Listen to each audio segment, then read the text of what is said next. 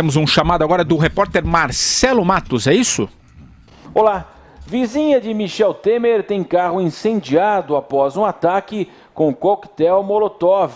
A decoradora Tânia Assunção, de 68 anos, havia acabado de chegar à sua residência em Alto de Pinheiros, em São Paulo, e avalia que sem ajuda dos vizinhos e depois dos bombeiros, sua casa seria totalmente consumida pelas chamas. Um cara jogou um coquetel Molotov embaixo do meu carro, eu achei até que era coisa de assalto, e começou a pegar fogo, e depois ele ainda jogou um galão de gasolina, que era para pegar fogo mesmo, para tirar fogo, daí pegou fogo, quase que a casa inteira. Explodiu o carro deu perda total, e ainda ficou fumaça pela casa inteira, entrou fumaça em todos os lugares, foi um desastre.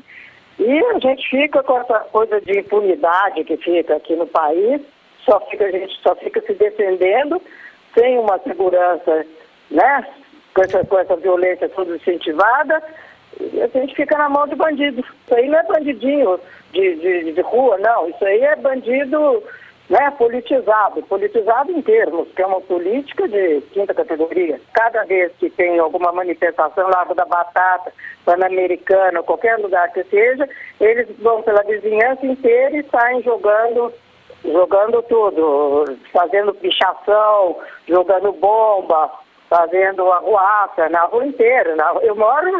O Temer mora numa praça, eu moro a rua de trás dele. Então não tem nem sentido, eles fazem isso no bairro inteiro, depedram o bairro inteiro. Moradores do Alto de Pinheiros usaram redes sociais para denunciar a sequência de atos de vandalismo pelo bairro em 2016. Mas nada tão grave quanto o ato criminoso deste domingo. Todos esses fatos que estão ocorrendo não são aleatórios. De um lado, o bombardeio político ao novo governo, a desarticulação do governo com o presidente na China, numa viagem absolutamente desnecessária, volto a dizer, que falei aqui antes dele ir, né? Todo mundo sabia que sabia que o PT ia fazer de tudo para sabotar, usando a mídia, usando a imprensa para isso, usando todo aquele aparelho construído em 13 anos e 5 meses de assalto ao Estado. Muita grana, muito dinheiro roubado do meu, do seu, do nosso dinheiro. Todo mundo sabia tal.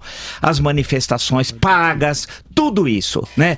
E usado de ter o domínio da narrativa do passado, do presente e do futuro. Porque está imputando ao novo governo toda a crise econômica que eles produziram, já que não há uma crise internacional. Foi produzido pelo projeto criminoso de poder. Por outro lado, as manifestações. Note o seguinte, quinta e sexta, fiz referência a esses fatos que ocorreram especialmente na região do centro da cidade, Consolação, Ipiranga, etc. Não vi ninguém fazer nenhum protesto. Eu não vi ninguém falar dessa senhora que teve quase sua casa destruída.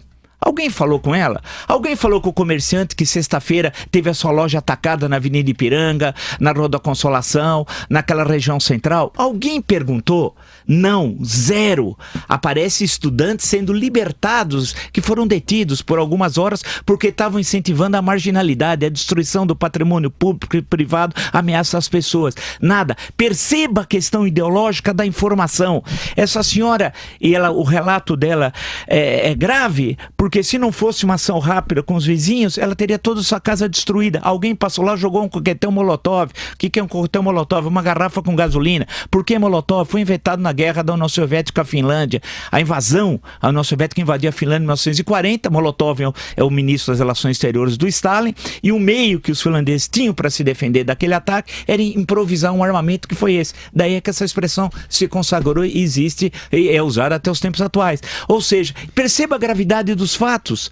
Então precisa de autoridade. O que a gente quer ver é o governador presente, pôr a cara, o secretário de segurança, pôr a cara, o prefeito da capital, quando for assuntos afeitos à sua área, pôr a cara, o presidente da república, pôr a cara, o ministro da justiça.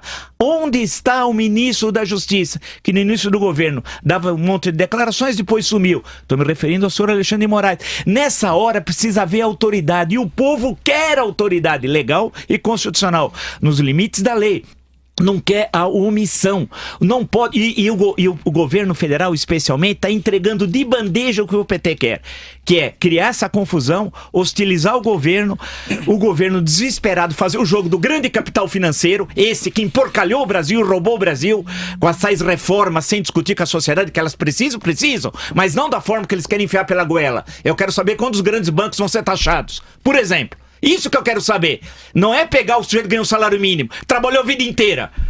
Aí é que é a questão. Eles estão fazendo tudo o que o PT quer, que é entregar uma ideia de que um governo corta direito. Segundo, entregar as ruas. Terceiro, as declarações infelizes de Meirelles e do presidente Michel Temer, um dizendo que tinha 100 mil e não tinha, e o outro dizendo que tinha 40 pessoas.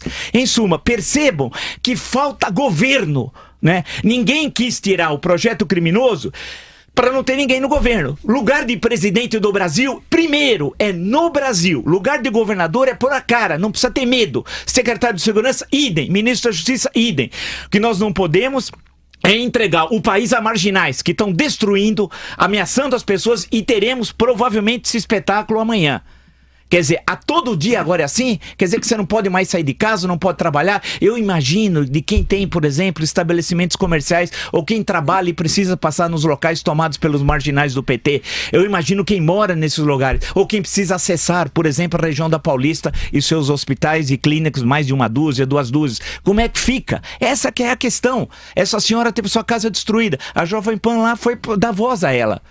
Porque ninguém foi perguntar para ela o que ela sofreu. O que é curioso, ninguém foi perguntar. Olha, e a senhora que teve a sua casa destruída? E nem sabe quem é. Alguém prestou solidariedade? Quem que vai pagar o prejuízo que ela teve?